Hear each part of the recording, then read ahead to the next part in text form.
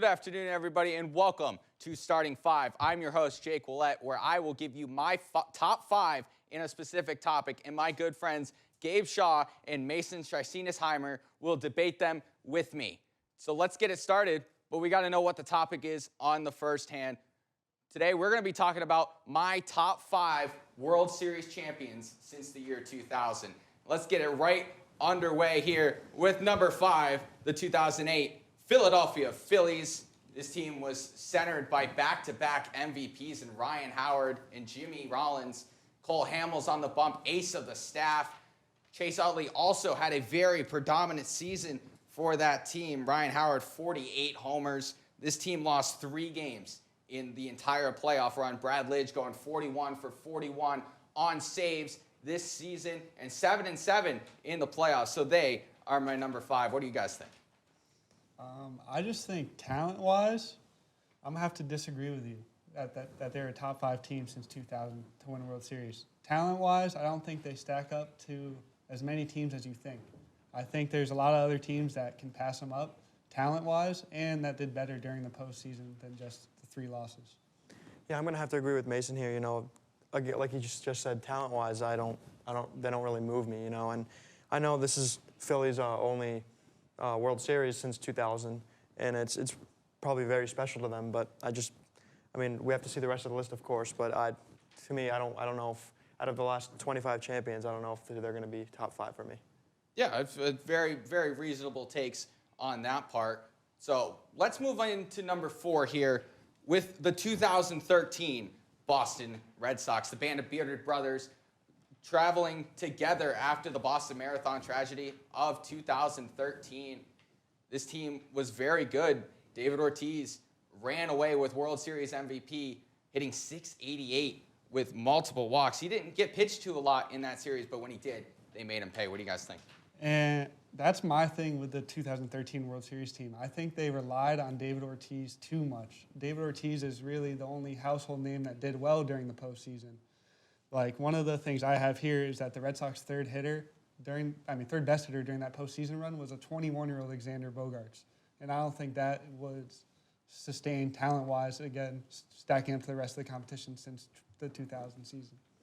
You know, this team is very special because, like you said, they lifted the city in their time of need after the marathon bombing. So it was a very fun team to watch. You know, Ortiz had an insane postseason run, probably one of the best we've ever seen out of any player. And now I do like this. I would put them in my top 5. But like I said last time, we're going to have to see the rest of the list because I think there's some Red Sox teams better than this one. Yeah, absolutely. And let's move into number 3 right now with the curse-breaking 2016 Chicago Cubs. 108 years of breaking a curse. Young trio of Javi Baez, Anthony Rizzo, Chris Bryant, got 3 aces on the hill. Kyle Hendricks led the league in ERA that year. He was lights out, phenomenal. This team breaking the curse, beating the Cleveland, then Indians at the time in 7 games. Very fun team. What do you guys think? I think that this is in the correct spot. I think that the Cubs, with the mix of young talent that they had and the veteran aces that they had, especially led by Kyle Hendricks, like you said, and Jake Ouellette, who threw a no-hitter that year, I think they were just very well balanced and definitely one of the best talent-wise teams throughout this since the 2000s. Sorry.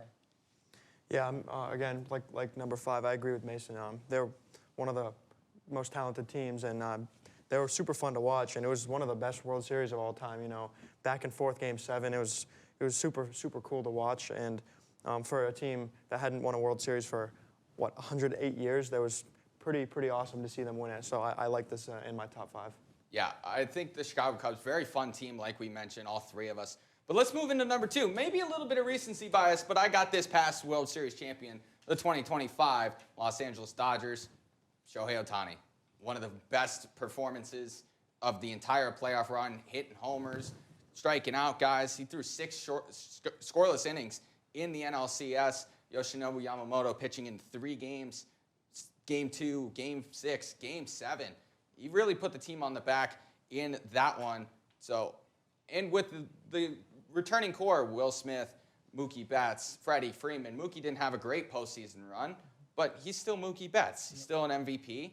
But I have them at my number 2 spot. What do you guys think? I'm going to have to agree with that statement. I think they're definitely in the top three at least. The Dodgers 2025, talent-wise, is probably the greatest group of players we've ever seen put together. And the Dodgers solidified their dynasty by winning their third ring in the past 10 years. And we haven't seen a dynasty like that since the Boston Red Sox or the New York Yankees in the past. And like you said, with Yamamoto's pitching and Ohtani hitting and pitching for years to come, I think they can continue this dynasty throughout.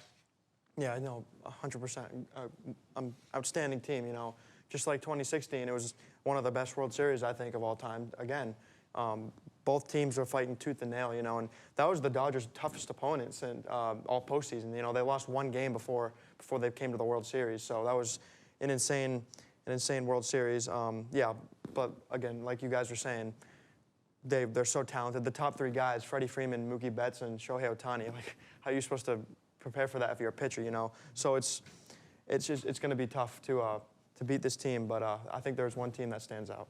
Yeah, as you can see, there's still a spot up here left to go. And how can you beat the super team of the Los Angeles Dodgers with a 108-win Boston Red Sox in 2018? They are my number one pick. You see, Steve Pearce, he wasn't even on the team the whole year, and he won World Series MVP. Jackie Bradley Jr., he hit 200 in the ALCS, won MVP. He hit a grand slam. Nathan Eovaldi put the team on his back in extra innings. Another 18-inning extra inning game with the Dodgers in it at Dodger Stadium. So I guess they're synonymous with the 18-inning World Series games, also in Game 3. But 2018 Red Sox Mookie Betts, 10.7 WAR in an MVP season.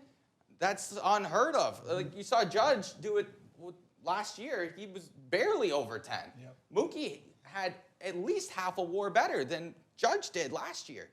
So I got the 2018 Red Sox. I think they're the best team to win the World Series since in the 2000s. What do you guys think? And I'm going to have to agree with you 100%, Jake. I think that with a team record of 108 and 54, the 2018 Boston Red Sox were hands down the best team in the league. Led by Chris Sale on the mound, who you didn't mention, led the league in basically every statistical category on the mound, and opened the door of the World Series and slammed it shut on the Dodgers by striking out Machado, which I think every Boston fan was happy about after what he did to Dustin Pedroia. But yeah, I definitely agree with you, and I think they're a good spot at number one. Yeah, I mean, not only were they the best team in that in the MLB in 2018, but they might be one of the greatest baseball teams of all time. With that record, they blew through the playoffs. They beat two 100-win teams in the playoffs, only lost 3 games. They hit, Brock Holt hit for a cycle in the ALDS against the Yankees when they pummeled them like 18-4. It's something we're probably never going to see again, one of the most insane teams of all time. And, David Price had a great World Series. Like you mentioned, Steve Pearce comes out of nowhere and has the World Series of his lifetime, So it's just something we're never going to see again. And I 100% agree with the Red Sox being at number one. So we got 26 World Series teams. Bound to miss some. This is just my top 5. Is there any team that you guys had that I didn't have that you would put on this list?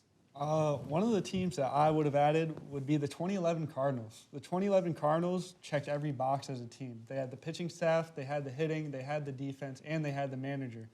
And they just ran into another great team in the 2011 Texas Rangers led by Josh Hamilton.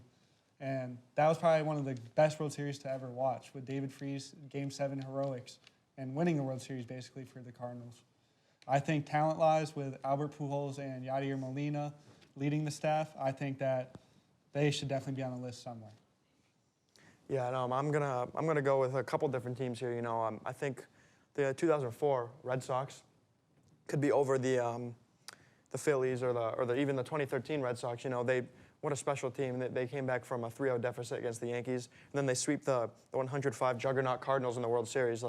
That was very special for Boston. They snapped an 86-year World Series drought, the curse of the Bambino. And even the 2005 White Sox, they went 11-1 in the playoffs. That was in one of the most insane playoff runs we've ever seen. And they snapped an 88-year drought of their own. And lastly, I'd just like to mention some of the giant teams, 2010, 2012, 2014. 3 championships in 5 years is pretty insane, and I just think one of those, could have been mentioned. But for most of your list, I agree. Yeah, it's definitely something that you got to kind of consider. My only gripe with the 2011 Cardinals is that you have a good defensive right fielder instead of Nelson Cruz. They don't win that World Series. The World Series is over. So, like, the one play, it really flipped the series on a switch with Nelson Cruz missing that ball in right field. So I couldn't put him there. I like what you guys are saying about the Giants teams, about the 04 Red Sox. But that was my top 5 from Cole Hamels to Mookie Betts. You've been watching Starting 5. Thank you very much. We'll see you next time.